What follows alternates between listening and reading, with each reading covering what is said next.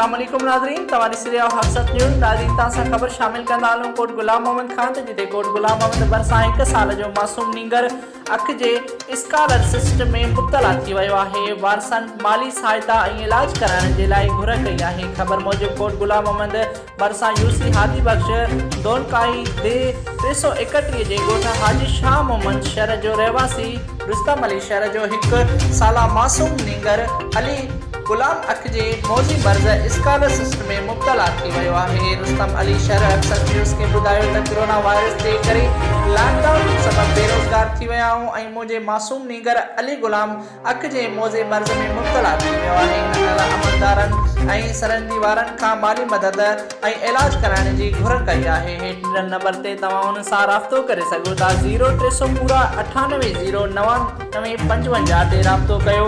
Reporter Mohammad Juman शहर cameraman Mansingh Koli हक़सत news कोट गुलाम मोहम्मद।